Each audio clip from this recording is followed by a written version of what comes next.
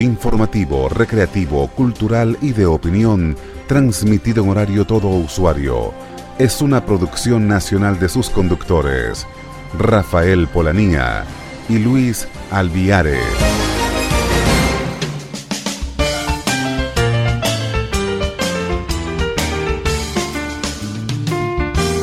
Sintonía 1420 AM presenta La Hora del Diálogo con Luis Alviares y Rafael Polanía.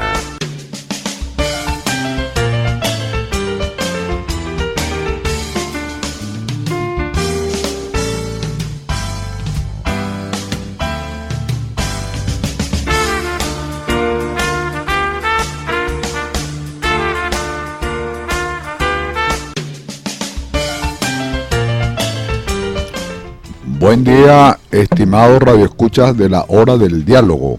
Hoy viernes 29 de junio del 2018. Estamos aquí en Radio Sintonía 1420 AM. En la presidencia la doctora Mireya Obregón, en la gerencia de producción la licenciada Toti Pocaterra, en el control el buen amigo Luis Guillermo Martínez y sus amigos de siempre Luis Alviares y mi partner Rafael Polanía. Buen día, Rafael, ¿cómo estás? Muy buenos días, Luis. Muy buenos días, queridos amigos de la radio, amigos de la web. Bueno, ya 29 de junio, Luis. Ya terminó el mes. Ya terminó definitivamente el mes. Pues, nuestros amigos de la radio y de la web pues, pueden comunicarse por el 014-264-1494 y 264-1619. Tenemos muchas noticias, Luis. En el Ecuador se determinó que los cuerpos encontrados en la selva de Tumaco pertenecen realmente a los 3 periodistas lamentablemente asesinados, secuestrados primero, torturados y luego asesinados por lo que queda de la FARC allí en Colombia. Es un hecho absolutamente lamentable. Y aquí en nuestro país, en Venezuela, colapsa definitivamente el servicio básico, la salud. Hay protestas por todas partes, el agua potable contamina y enferma a nuestros venezolanos, la electricidad ya definitivamente se cuenta con solamente un 20%, es imposible seguir viviendo en un país así, donde definitivamente no hay las condiciones para superarse en lo económico, es terrible. Bueno, y a pesar de eso, los enfermeros, los profesionales de la salud ganan 600.000 bolívares mensuales. La cesta básica está en el orden de los 30 millones de bolívares. Y el gobernante actual, el que está en Miraflores... Perdón, 300 millones, Rafael. 300 millones, quiero decir. 300 millones, exactamente. La cesta básica, la cesta familiar, 300 millones de bolívares. Es absolutamente lamentable pues la situación. Y lo peor es que no se vislumbra, digamos, una conciencia clara, definida, que entienda la situación tan terrible que vive el venezolano y se exacerba las decisiones en contrario a lo que se podía definir como la recuperación del aparato productivo y del sistema económico venezolano. Al contrario, se toman decisiones que van procurando que la situación empeore. ¿Cómo es posible que en estos momentos de crisis se cercene la sociedad civil en clases y se le aumente a los militares? Ahora un general va a ganar 91 millones de bolívares cuando un enfermero gana 600.000 bolívares. Que uno no se explica cómo estos señores que están en estos momentos ocupando el cargo de ministros y presidente de la República y ministros de Economía y de una serie de cosas, presidentes territoriales, uno no entiende eso. Y una viceministra que dice que las sanciones norteamericanas no la van a detener en su camino hacia la historia. Es decir, hay un proyecto político definido para cada miembro del tren ejecutivo. La señora Daisy Rodríguez tiene un proyecto particular y la confesión que hizo también, que ya ha llamado la atención del mundo entero, es que ellos llegaron al poder, al gobierno, para vengar la muerte de su padre. Su padre murió en otras circunstancias, en una circunstancia, bueno, muy discutible, y que eso fue en otras décadas. Otras personas ya tienen 20 años en el poder y no se puede hablar de venganza cuando se está matando de hambre el pueblo venezolano, Luis. Seguro, Rafael, aprovecho tu comentario para indicar o señalar que esa fue una entrevista que dio esta señora a este ciudadano José Vicente Rangel, donde entre otras cosas señaló que la revolución que ellos promueven es producto, o digamos, está en el marco de una venganza personal de ellos, lo cual es algo impropio por los cargos que han ocupado. Y como bien indicas, llevan ya 2 décadas básicamente en el poder. Pero aparte de eso, ellos tienen un plan, el denominado Plan de la Patria. Pero bien, al final de cuentas, siempre lo decimos y lo reiteramos porque hay que repetirlo. La Sagrada Biblia dice, por sus obras los conoceréis.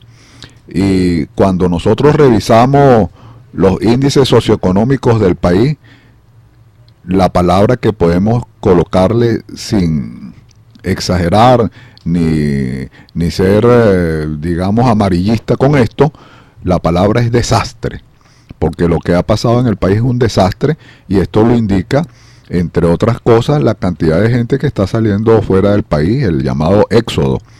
Y aquí aprovecho que tengo en las notas lo de la remesa, que es un tema que se ha venido discutiendo. Aquí tengo un trabajo del señor Luis Vicente León, de Data Análisis, que indica lo siguiente: solo el 9% de las familias venezolanas son receptoras de ingresos en dólares.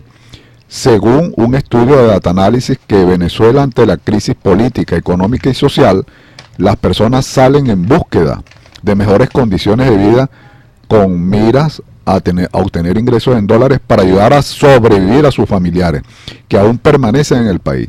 Según Data Análisis, hay un promedio de ingreso anual de remesas de 414.492.320 dólares. Y mensualmente eso es un promedio de unos $60. Solo el 9% de la familia son las receptoras de esas remesas, es decir, muy pocas las que llegan a beneficiarse por dicho ingreso.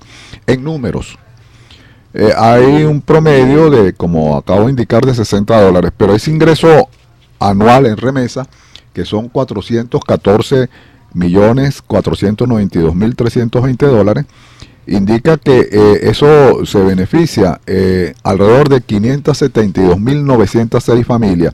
Eso es el 9% de una población de 31.828.110. Es decir, 6.365.622 familias quedan fuera. Con $60 se puede comprar bastante aquí en Venezuela. Según Data Análisis, 20 kilos de carne, 40 kilos de papa. ¿Quiénes son los remitentes de esa remesa? Ante el éxodo de la población, que ha cambiado demográficamente.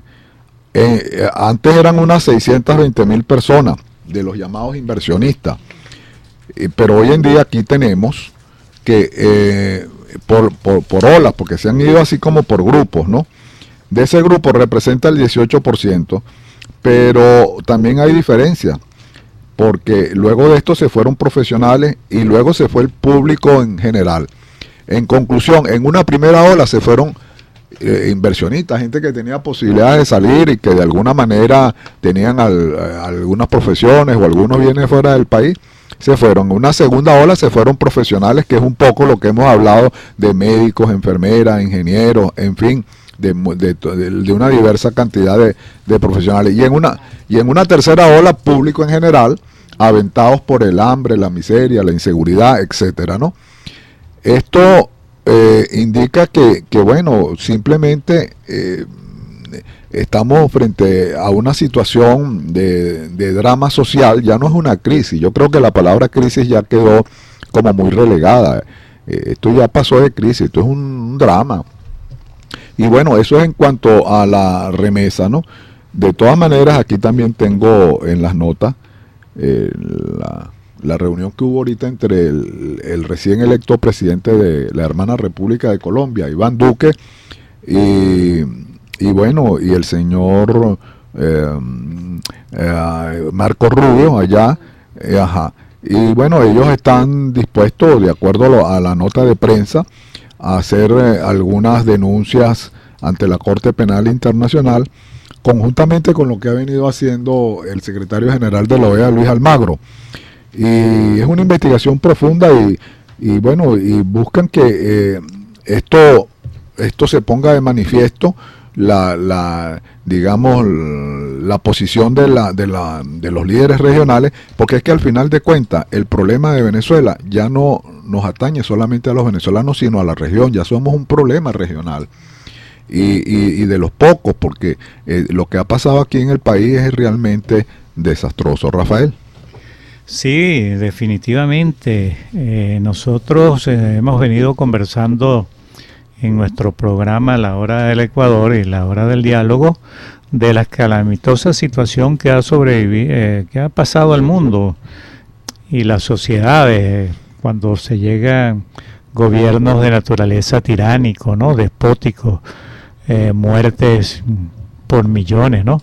Bueno, ahora el régimen de Nicolás Maduro, el encargado de la presidencia, quien está en la presidencia en este momento, rechaza abruptamente el informe ese crítico muy bueno que elaboró el comisionado de los derechos humanos, ¿no? En la ONU.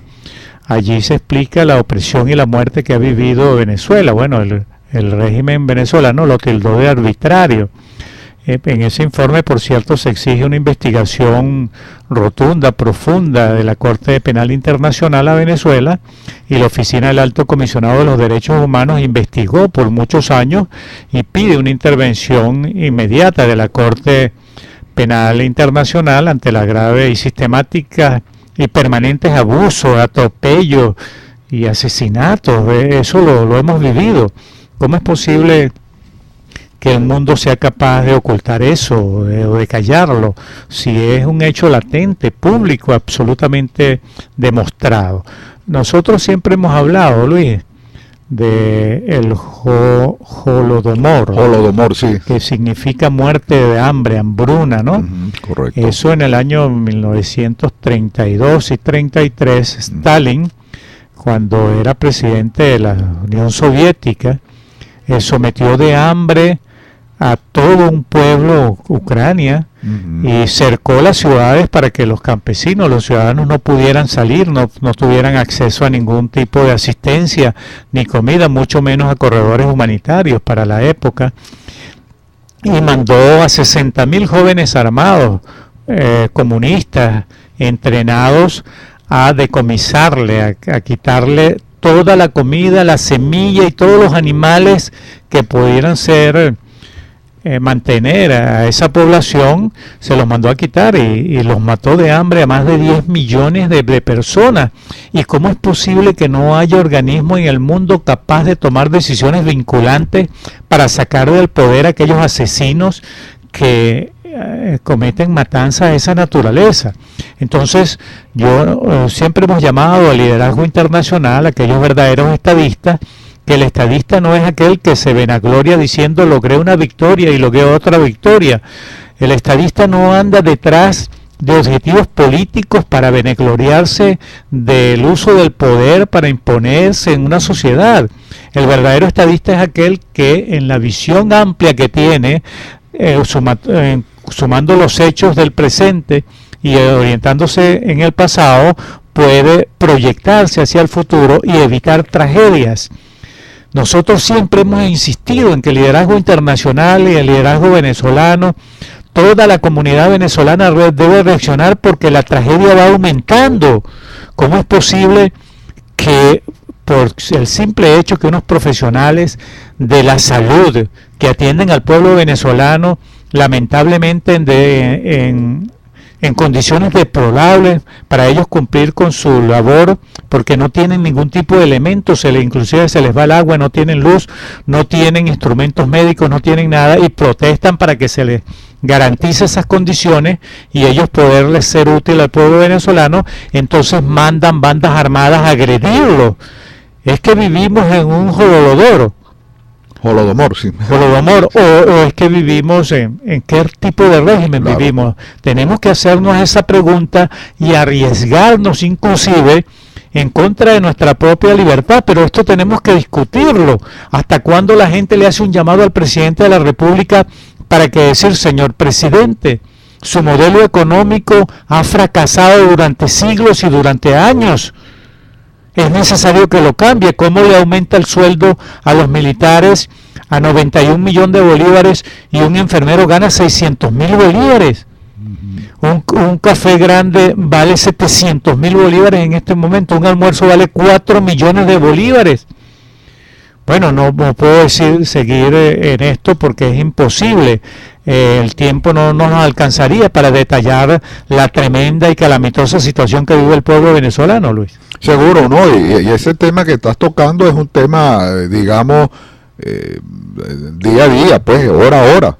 Y el tema de los servicios públicos es básico porque, como estás indicando, caramba, estos profesionales de la salud trabajan con las uñas, no hay insumos. En los hospitales, bueno, en las clínicas privadas ya, digamos, el drama es parecido, pero es que, caramba, uno no consigue qué adjetivo ya darle. Lo cierto es que no llegan las medicinas. Por ahí leí en una nota de prensa que Turquía le mandó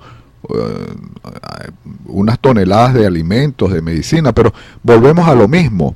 Nosotros aquí tenemos que reactivar el aparato productivo y buscar que, porque esto no está pasando ni siquiera con los países que son aliados del llamado régimen venezolano, digamos, eso no está pasando en la China, no está pasando en Rusia, en la misma Nicaragua, que ahorita tiene problemas muy fuertes de represión y tal, y que va por un cambio obligadamente porque no tienen los recursos. Ese señor innombrable de allá, Daniel Ortega, que bueno, es impresentable, pero en todo caso los nicaragüenses no tienen este tipo de escasez y desabastecimiento que tenemos los venezolanos, e inclusive la misma hermana República del Ecuador, con todas sus luces y sombras y digamos con todos los problemas y que ha venido adoptando una posición cada vez, digamos, del apoyo que estaba desde la época del señor Correa hasta los actuales momentos del señor Lenín Moreno, ha venido variando, y hoy en día Ecuador ya no lo pueden contar ellos como un voto activo para el régimen venezolano, y eso se demostró ahorita en la reunión de la OEA, que al menos Ecuador se abstuvo, pero eso no está pasando tampoco en Bolivia. En Bolivia la gente va, viene, compra, tiene acceso. Eso está pasando es aquí, porque estos ciudadanos se encargaron de quebrar el aparato productivo, se encargaron de demoler todo eso que existía anteriormente por un sesgo, a veces yo diría de negocio, y aquí siempre recuerdo una frase de este señor que, bueno, Aristóbulo Isturi, que él dijo públicamente: el control de cambio no lo vamos a quitar porque nos tumban. Y el diputado José Guerra agregó, los negocios, porque lo que ha servido es para los negocios, porque todo el mundo sabe perfectamente bien que cuando hay un control de cambio, lo primero que se levanta es un mercado negro, y la gente va a lo que no consigue oficialmente, lo busca por otro lado, y eso es histórico. Ahora, este modelo político y económico definitivamente está fracasado, no tiene viabilidad, y hoy en día tenemos el régimen venezolano simple y llanamente aislado de esa comunidad internacional. Son pocos los amigos que le queda, a excepción de Cuba, que por cierto el señor Maduro está ahorita hablando con su homólogo cubano, el señor Díaz-Canel, para supuestamente ratificar lazos de amistad, etcétera, que por cierto es una bofetada más a los venezolanos en este momento de dificultad, de angustia, digamos de precariedad que le estén dando a esa República de Cuba algunos proventos, algunos digamos alimentos, etcétera, cuando aquí eso está haciendo aguas, ¿no? Pero sí entiendo que esto tampoco, esta hiperinflación, según algunos analistas, entre esos Luis Vicente León y otros más, señala que hay 52 casos en el mundo de hiperinflación. Y esos casos no duran para siempre, esos no son infinitos. Y va a llegar un momento que va a haber un punto de quiebre. Y cuando está señalando esto de los sueldos y tal, que un general de división gana 90 millones de bolívares, bueno, pero sigue siendo bajo. ¿Y sabes por qué, Rafael, estimado Radio Escucha? Porque muy bien sabemos, de acuerdo al Senda, que la cesta básica está por 300 millones. Eso simplemente es insostenible y prácticamente imposible. Y nos pueden dar en programas anteriores hemos dicho que todos los aumentos de salario se convierten en sal y agua, porque es como echarle gasolina al fuego, porque por un lado vienen los aumentos, pero del salario, pues en esta oportunidad en este año creo que van 3 aumentos, ¿no? Pero esos 3 aumentos vuelven a caer al vacío cuando es más, no nos han pagado el aumento que decretaron, y ya en el mercado ya vemos cómo han aumentado todos los productos. Ahora bien, y me voy a tomar una frase que se le escuché a mi partner Rafael, refiriéndose a Bill Clinton, un expresidente de los Estados Unidos, que decía: lo peor que podemos hacer cuando estamos en un foso es seguir cavando. ¿Por qué? Porque nos seguimos hundiendo más. Rafael. Sí, no, definitivamente. Y bueno, sigo insistiendo en ese pronunciamiento de la ONU, Luis. Yo creo que el liderazgo internacional, los verdaderos demócratas, tienen que comunicarse con el alto comisionado para los derechos humanos, Zeid Ra'ad al-Hussein, sí, para que se cree una conciencia monolítica de lo que está ocurriendo en países como Venezuela, ¿no? No puede seguir soportando el mundo que un populista, una persona que quiera someter al pueblo, lo mate de hambre. Hemos vivido experiencias en el mundo, ya cité uno, el Holodomor, y hablamos de Ucrania, pudiéramos hablar de Camboya también, Zimbabue. Con Pol Pot, bueno. Zimbabue, sí, Zimbabue, donde la inflación llegó a superar los billones%, donde, por cierto, se le quitaron ya 19 ceros a la moneda. Y bueno, y tanto es así que la gente no utilizó más el dólar zimbabuense porque no tenía valor absoluto. En estos momentos tú vas a pagar cualquier cosa que compres, que por supuesto no te va a bajar de 3, 4 millones de bolívares. Un kilo de carne, por ejemplo, 5, 7 millones de bolívares. Y tú lo vas a pagar en billetes de 1.000 y el señor no te lo acepta. No te lo acepta. Y si vas a pagar con tarjeta, entonces tienes que pagar el doble porque no hay circulante, no hay moneda, no hay efectivo. Sí. Entonces, ¿qué está esperando el señor Maduro para entregar el poder, para solicitar ayuda?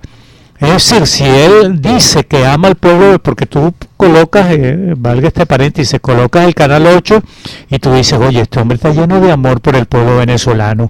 O el Canal 8 son mentirosos y son apátridas de verdad los periodistas que trabajan allí, o se le miente de manera permanente al país, porque cuando tú sales a la calle ves una realidad muy diferente de lo que está ocurriendo en esta hegemonía comunicacional que tiene el régimen. Entonces, es necesario hablar de eso. Por eso, los líderes internacionales tienen que comunicarse con el doctor Zeid Ra'ad al-Hussein para que se enteren de exactamente en qué consiste ese informe que el alto comisionado de los derechos humanos presentó ante la ONU y por qué exige una intervención inmediata de la Corte Penal Internacional. ¿Cuántos venezolanos han sido asesinados según ese informe? ¿Y qué dice el señor Maduro? Dice el informe, ese informe de las Naciones Unidas por el señor al-Hussein es un ataque, es una evidencia de menosprecio que tiene a la institucionalidad. Pero ¿cuál institucionalidad?, se pregunta el pueblo venezolano y el pueblo latinoamericano. Aquí las instituciones no funcionan, las instituciones están supeditadas absolutamente al señor que ocupa Miraflores en este momento. Entonces aquí no hay ninguna institucionalidad, aquí hay un quiebre absoluto del hilo constitucional, y así lo ha establecido el Tribunal Supremo de Justicia y todas las autoridades del contexto latinoamericano. Bueno, se invitó a un señor también de los derechos humanos, pero de manera independiente, y dijo que Venezuela no estaba sufriendo ningún caos, que aquí había alimentos hasta para alimentar 3 países como el de Venezuela. Entonces nosotros le decimos al liderazgo internacional: tengan mucho cuidado, porque cuando ocurrió la tragedia en Ucrania, que costó la vida por hambre, por miseria a los ucranianos, a más de 10 millones de ucranianos en el Holodomor, el gobierno soviético, el régimen soviético también invitó a gente, premios Nobel de literatura, premios Pulitzer, periodistas. Por ejemplo, H.G. Wells fue invitado, un británico, George Bernard Shaw, que fue premio Nobel de literatura, Walter Duranty, que fue premio Pulitzer, y que ganó ese premio precisamente por los artículos de elogio de lo que ocurría precisamente en Ucrania. Le disfrazaron el contexto cuando visitaron Ucrania, los montaron en un tren, limpiaron la vía donde iban, y entonces el hombre dijo que allí había siembras por montones. ¿Y cómo se explica que meses después el mundo se estremece cuando se conoce que hay muerte por hambre, por miseria, a más de 10 millones de ucranianos? Cerraron las ciudades, Luis. Los cuerpos policiales y militares cerraron las ciudades para que la gente no huyera a otras ciudades, porque los ucranianos eran muy valientes y tenían su concepto de la economía bien clara, pero Stalin quería someterlos a las granjas soviéticas para seguir ese camino. Y ellos, lamentablemente, los kulak, que eran agricultores ucranianos, se resistieron a la colectivización soviética que le estaban imponiendo, y entonces les quitaron la comida, le quitaron la semilla, le quitaron los animales abruptamente, asesinaron selectivamente a muchísimos ucranianos, y después fue desbordada la matazón. Murieron de hambre 10 millones de ucranianos. En Venezuela no se puede repetir algo como este. Algo que impresionó al mundo fue que después de las elecciones en Colombia, la gente esperó por 3 días con frío, con hambre, pasando vicisitudes para que abrieran la frontera colombo-venezolana. Y en cuanto la abrieron a las 5 de la mañana, se desbordaron miles y miles de venezolanos en búsqueda de alimentación, de comida, de medicina hacia Colombia. Es que no tenemos ojos para ver, como dice el pleonasmo. ¿Qué es lo que está ocurriendo en el mundo? ¿Qué es lo que está ocurriendo en Cuba, que se le impone a este régimen venezolano a seguir un parámetro que va orientado a matar de hambre y de miseria al pueblo venezolano? Claro, y te voy a ese comentario que acabas de hacer, Rafael. Esto, primero que todo, es algo inédito, porque que nosotros tengamos noticias o referencias históricas, por lo menos aquí en la región, es la primera vez que ocurre de esta forma y de esta manera y digamos, y con este drama. Y quiero señalar esto porque estuvo ahorita de visita en la región el vicepresidente Mike Pence, que por cierto estuvo en la República del Ecuador. Y bueno, y traigo esto a colación por la reunión que también acaba de tener el recién electo presidente de la hermana República de Colombia, Iván Duque. Es decir, estos actores políticos internacionales están señalando que es necesario restaurar la democracia en Venezuela, volver al canal, porque es que ciertamente cuando estás comentando lo de la URSS, la Unión de Repúblicas Socialistas Soviéticas, y la época de Joseph Stalin, que por supuesto una época dura, fuerte, pudiésemos decir que en aquel momento no estaba los medios de comunicación o de información tan avanzados y adelantados como actualmente, pero es que hoy en día cualquier hecho hoy por hoy, bueno, se vuelve, ¿cómo es que dicen en las redes? Viral. Y esto es porque me trae a colación la señora que vivía en los Valles del Tuy, que tenía un cáncer en un seno, y ella lo mostró, y eso, caramba, sensibilizó, porque eso en segundos, digamos en tiempo real, viajó a través de las redes y el mundo se enteró. Y es que hoy en día eso no se puede trancar ni tapar. Y siempre decimos esto: Venezuela, estos países, en el caso nuestro aquí de Venezuela, no es una especie de terreno que le podamos colocar unos alambres de púa y digamos, bueno, de aquí no me pasa nadie, no sale nadie y aquí mando yo, porque hoy en día un Estado necesita obviamente relaciones diplomáticas, comerciales, financieras, etcétera, y eso, y mucho menos en el contexto que estamos nosotros acá en la región, de tal manera que el liderazgo regional está muy preocupado, pero por supuesto siempre habrán las viudas del régimen que podrán lloriquear por aquí y a veces hay mucha hipocresía en esto, y me refiero a lo siguiente. Yo por ejemplo cito el caso del señor Evo Morales. En su país no está pasando lo que pasamos acá, pero él apoya esto, o el caso de Nicaragua, pero afortunadamente pues son muy pocos los países que ya están en esa situación.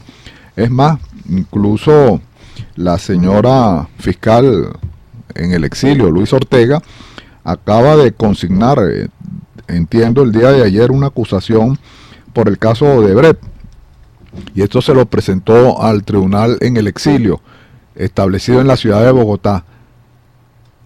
Bueno, entonces están esperando pues que todas estas denuncias y todo este marco legal, político, económico, social rinda sus frutos, porque algo sí es cierto. Cada vez que uno escucha a un vocero del régimen actual, parece que estuviesen llegando al poder el mes pasado, hace 3 días, hace 6 meses. Vamos a hacer esa palabrita, vamos a hacer cosas, vamos, y ese vamos y vamos cuando nosotros entendemos que por aquí ha pasado, entre otras cosas, una montaña de dólares, y quiero decir esto porque ayer estaba tomándome un café aquí, cerca de la emisora, y veía a la gente, caramba, angustiada porque no haya transporte para ir y tal, y mucha gente que va hacia esa zona de Guarenas, Guatire, etcétera. Y me pregunto, ¿y dónde está esa cantidad de miles pagado y vuelto a pagar? Y está esa obra ahí como un monumento a la desidia, a la incompetencia, a la ineficiencia. ¿Cómo hubiese ayudado si estuviese ese tren que dirige a la gente de la parroquia Petare allá a la ciudad de Guarenas, Guatire? Y eso por Dios, es decir, eso es innombrable, y ahí están los responsables. Pero bueno, Rafael, esas son las cosas que, como diría aquella vieja canción que ganó un premio, esas son las que la cantaba Héctor Cabrera, esas son las cosas que me alejan de ti.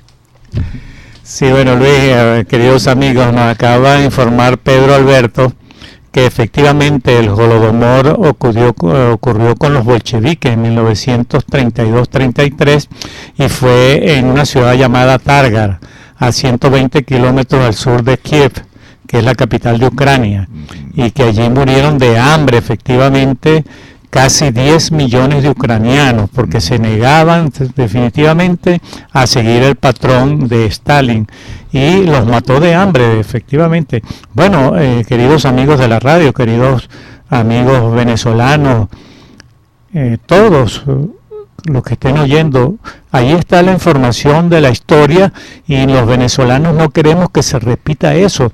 Ya allí en Nicaragua, casi 300 muertos con ese afán desmedido de un presidente de continuar en el poder, y cuando se le pregunta en confianza de que por qué persiste en el poder, es porque él tiene un lineamiento preciso que tiene que cumplir, unas directrices emanadas del comunismo cubano, y que él no va a entregar el poder así tenga que matar a 2.000, 3.000, 4.000, y quién sabe si emular a lo que ocurrió con el Holodomor en Ucrania. Eso no puede ser. Entonces, esas son las circunstancias, y el mundo está conociendo ya la realidad de las cosas.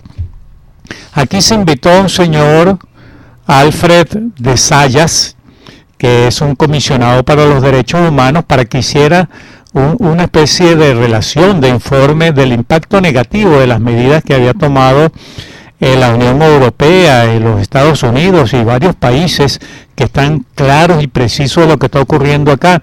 Y este señor dijo que el impacto negativo de esas medidas era lo que había propiciado esta hambruna y esta debacle en cuanto a las medicinas y a los servicios básicos. Pues yo creo que ese señor está verdaderamente equivocado.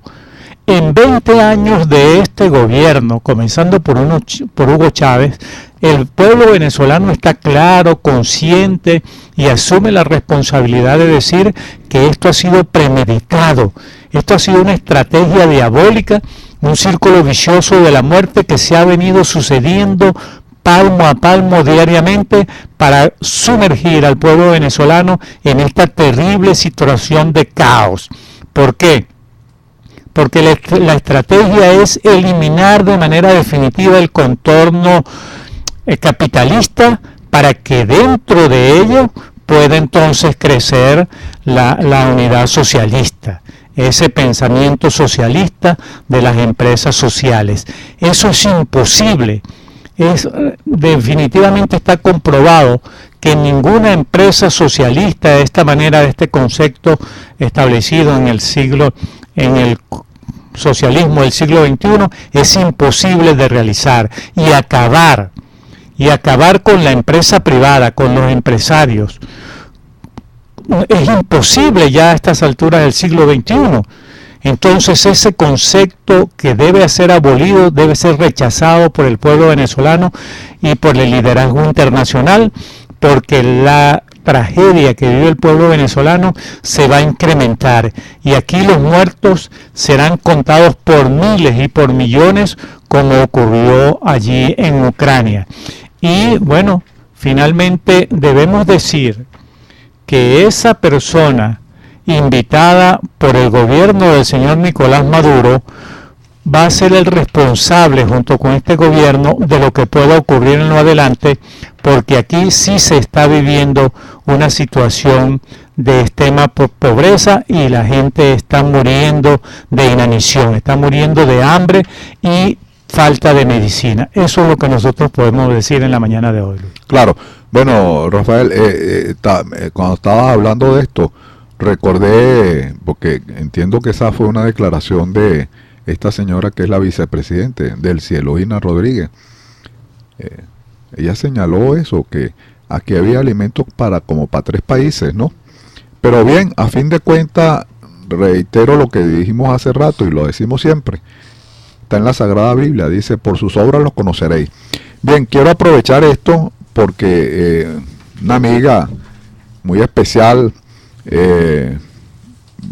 para darle un saludo a unos contrayentes que aun cuando estamos hablando de todo este problema y todas estas calamidades sociales, bueno, hay gente que se casa, que cree en el país, que quiere hacer familia y vaya hacia ellos nuestros parabienes de la hora del diálogo, y me refiero a los jóvenes Evelio Jesús Garzón Pérez y la señora ya casada María Francia García Jaime, es colega docente.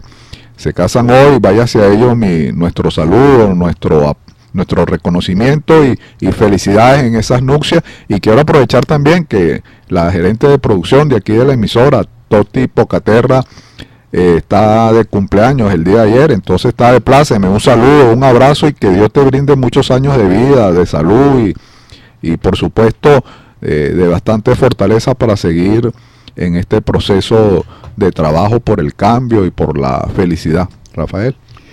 Bueno, Luis, en estos últimos 15 minutos vamos a hablar un poquito de Ecuador. En Ecuador están ocurriendo cosas bastante importantes, ¿no? Y que van en beneficio del restablecimiento de la democracia en todo su espectro y en su concepto, con una participación extraordinaria desde que el presidente Lenín Moreno convocó la consulta popular. Bueno, decimos que ya la Corte Nacional del Ecuador emitió una boleta de notificación a la Fiscalía, solicitó de 3 secretarios, 3 ministros del Ecuador, una información bien precisa sobre los nombramientos, designaciones, inicios y cese de funciones de los exministros Lenín Lara, quien era el ministro de Justicia para el momento. Perdón, iba para fiscal, ¿no? No, Lenín Lara era ministro de Justicia. Ahorita es alcalde de una provincia en el Ecuador. Él, fíjate, cuando ocurrió el caso del secuestro de Gabela. Fernando Balda. De Fernando Balda. Él era ministro de Justicia. Y bueno, él tiene que presentarse allí. Y recuerdas que el presidente para ese entonces, Rafael Correa, designó un comité interinstitucional para investigar el caso de la muerte de Gabela, y allí estaban Lady Zúñiga, Jonathan Pasante, José Serrano, que hace poco era el presidente de la Asamblea Nacional, sí. María Fernanda Espinosa, Luis, la ex canciller, estaba allí, y Fernando Cordero. Todos ellos eran parte de ese comité interinstitucional creado en el año 2012 por Rafael Correa para investigar el caso del asesinato del general Gabela. Y allí se contrató a un experto forense, un científico forense, Roberto Mesa, argentino, para que investigara el caso. Bueno, lo lamentable es que Lenín Lara, cuando se inicia el caso, que Roberto Mesa entrega el tercer informe, donde determina que la muerte del general Gabela fue una orden precisa de alguien con muchos poderes, y que fue producto de la delincuencia organizada para sacarlo a él, porque había denunciado la compra de 7 helicópteros Drop de fabricación india. Fue asesinado vilmente en su casa, y esa investigación determinó que hay actores materiales, pero también hay actores intelectuales sobre el caso. Bueno, lo que llama muchísimo la atención es que el ministro cesa en el cargo, el actual alcalde, cesa en el cargo, y nombran de ministro interino a José Serrano por 4 meses. En esos 4 meses presuntamente desaparece ese tercer informe, y se presenta un informe que es plagiado, que es diferente de manera absoluta. Y Lady Zúñiga llama a una rueda de prensa y establece que los informes entregados por el científico forense Roberto Mesa determina que la muerte del general Gabela fue producto de la delincuencia común, y no se habla de los responsables, de los ejecutores y de los intelectuales. Entonces, luego de Lady Zúñiga, entonces otros ministros dan declaraciones, y se pretende dejar ese caso en el olvido.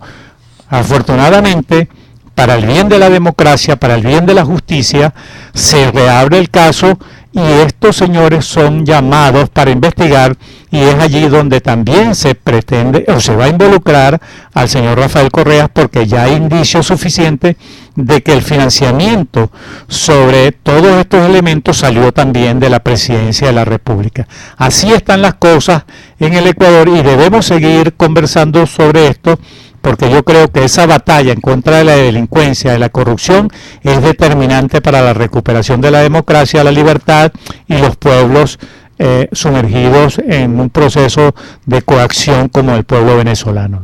Seguro, vale. Y ya que estamos hablando de la hermana República del Ecuador, debo decir que me siento honrado, satisfecho y con un fuerte compromiso, porque un grupo de compañeros me designaron presidente de la Hermandad Ecuatoriana Venezolana. Lo novedoso es que la Hermandad Ecuatoriana antes era Hermandad Ecuatoriana, hoy en día es Ecuatoriana Venezolana, es decir, es bilateral, y mi partner forma parte del equipo, y aquí tengo también a mi lado una gran ecuatoriana, pero también venezolana de corazón, de trabajo, de empuje, de esfuerzo, como es Ivonne de las Mercedes Almeida Freire. Fíjate que me sé completo el apellido, está bien. Y entonces, bueno, esto es muy importante, porque casualmente nosotros que somos fanáticos de la integración, entendemos que los pueblos, los ciudadanos, la gente se integra a través de la cultura, de las actividades, y con la hermana República del Ecuador nosotros tenemos ese vínculo indisoluble, diría. Y claro, cuando vemos lo que está pasando en el Ecuador, debo decirlo con un sano sentido, porque no tengo otra intención sino esa, pero se me ocurre esta frase, una cochina envidia, pero desde el punto de vista positivo, porque ellos allá están tomando decisiones. Y siempre lo hemos dicho, Rafael y estimados radioescuchas, desde aquí de la hora del diálogo, desde la hora del Ecuador, que después del 4 de febrero del presente año, con esa consulta refrendaria que hubo, de esas 7 preguntas, el Ecuador marca un antes y un después. Y digo esto porque nosotros también tenemos acá, por parte de los migrantes, un candidato a ocupar el Consejo de Participación Ciudadana y Control Social, como es el buen amigo Pedro Grijalva.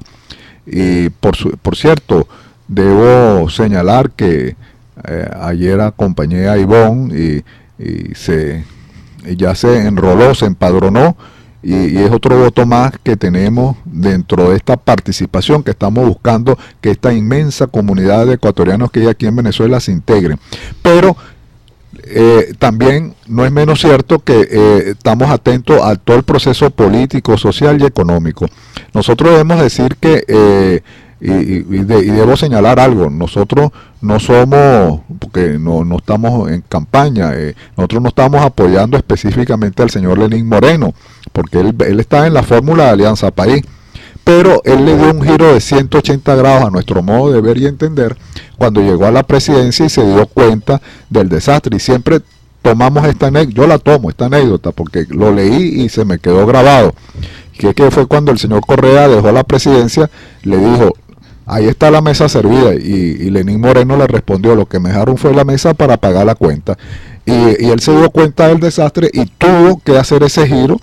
Y parte de todo esto que estamos viviendo y que saludamos como algo satisfactorio, como algo saludable, es que en una democracia debe haber definitivamente división de poderes, debe haber control, debe haber prensa libre, porque de lo contrario no estaríamos en un proceso democrático.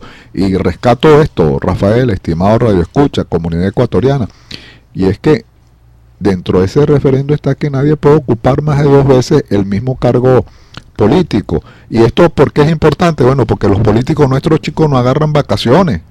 Aquí hay gente que tú ves que son secretario general de un partido y pasan 25 años, 3 décadas y están ahí, y eso no debe ser. Y creo esto porque, o aquella gente que ocupan cargos permanentes, el actual régimen aquí es impresentable. Ellos lo que hacen es puro... ¿cómo llaman esto? Puro rotar los funcionarios, y son las mismas caras y la misma gente. Y tomo esto de Rafael, que siempre lo va a tomar, de Bill Clinton: si estás en un hueco y sigues cavando, pues sigues hundiéndote más en ese foso. Y me gusta porque el Ecuador logró, y esto hay que recordarlo siempre, el vicepresidente que vive en la fórmula de Lenín Moreno de Alianza País, el señor Jorge Glass, está preso y sentenciado por corrupción. Y hay otros casos más, el caso de Carlos Poli, en fin, todos los casos que hemos nombrado, el caso del general Gabela, que está estudiándose, y por supuesto este asesinato que hubo ahorita de este guacho allá en la zona fronteriza entre Ecuador y Colombia, que hoy en día repatriaron los 3 cuerpos y tal. Bueno, hay varios detenidos presos y debe tomarse en cuenta. Y claro, el Ecuador está obligado como Estado a solicitar la cooperación y la ayuda no solamente de Colombia, sino también de los Estados Unidos, los que manejan más tecnología, a los efectos de que ese tipo de casos no vuelva a suceder en esa frontera.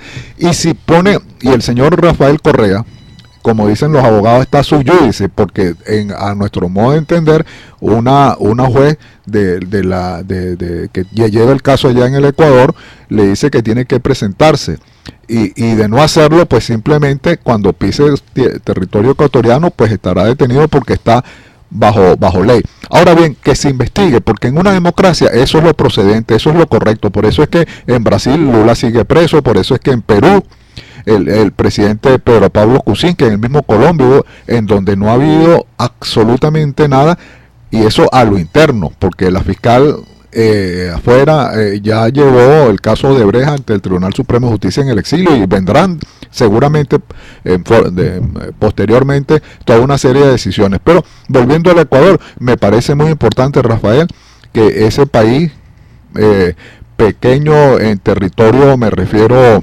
terrestre, porque la región insular es muy grande, pero está tomando unas decisiones y ese pequeño país nos está dando tremendas lecciones. Bienvenido por el Ecuador y su equipo. Sí, yo también me uno a esas felicitaciones a Ecuador porque está haciendo un excelente trabajo y hay que reconocerlo. Bueno, la sociedad toda se ha unido alrededor de Lenín Moreno.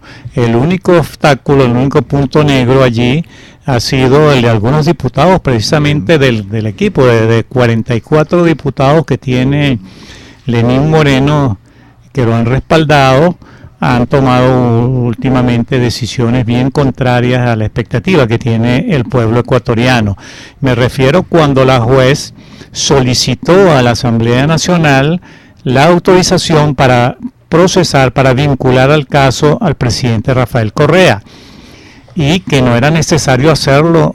La gente no entiende cómo una jurista que conoce directamente a ciencia cierta el elemento jurídico, el elemento constitucional, entonces actúa de esa manera. Algunos juristas dicen que lo que está de más no sobra en lo jurídico, pero era una necedad solicitar ese permiso de parte de la Asamblea Nacional. Bueno, de allí, de esos 44, solamente 10 votaron a favor.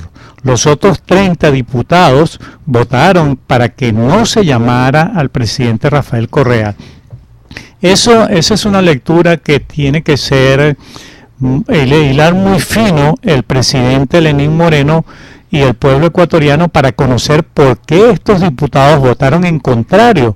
Es que quieren que la justicia no llegue al Ecuador, que no se ventilen estos casos horrendos que ocurrieron en estas últimas 2 décadas en el Ecuador. Entonces no se entiende realmente esa situación y eso ha despertado un resquemor muy grande en el sector político ecuatoriano, sobre todo en el lado de Lenín Moreno. Bueno, ya vinculado Rafael Correa a esto, con pruebas suficientes según las investigaciones y según las declaraciones de los que aún están detenidos, Rafael Correa saca a relucir que va a pedir asilo en Bélgica.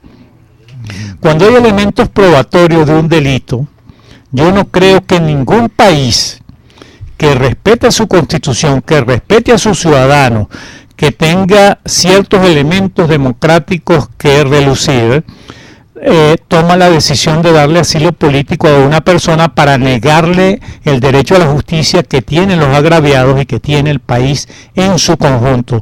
Yo definitivamente no creo y hago votos porque el gobierno de Bélgica tome mucha conciencia, hable con su embajador, con el embajador ecuatoriano allá y con las autoridades directamente para que tome la decisión más sabia, porque estos flagelos, este tipo de presidente que va a asumir el poder para abusar, algunos para asesinar, en los casos que hemos venido hablando, otros para violentar la Constitución, el orden constitucional, el orden democrático, los derechos constitucionales, políticos y sociales de los ciudadanos, no puede aferrarse a una condición de asilado para evadir la justicia. Si el señor Rafael Correa es culpable de lo que se le está imputando, tiene que ir al Ecuador a dar la cara. Y no creo que ningún país, repito, a menos que tenga desprecio absoluto por la Constitución, la norma, las leyes y la justicia, tiene por qué darle derecho a ningún asilo. Esos son elementos que se presentan y que están allí en el contexto de la sociedad ecuatoriana discutiendo sobre eso, y yo creo sinceramente que se va a hacer justicia en el Ecuador. Seguro, Rafael, y ya para culminar, pues ahora se nos viene encima, debo decir que Bélgica está dentro de la Comunidad Europea y la Unión Europea está obligada a respetar todas estas decisiones y son firmantes de los acuerdos internacionales. Pero bien, la hora del diálogo ya está llegando a su final, Rafael. Bien, queridos amigos, gracias por compartir con nosotros, un verdadero placer. Trabajamos para ustedes en la presidencia la doctora Mireya Obregón, en la gerencia general nuestra compañera de hoy, Toti Pocaterra, Luis Guillermo Martínez en los controles, my partner Luis Alviares y su amigo de siempre Rafael Polanía. Bueno, les esperamos el próximo domingo de 3 a 5 en la hora del Ecuador. Un abrazo y Dios los bendiga. Feliz fin de semana.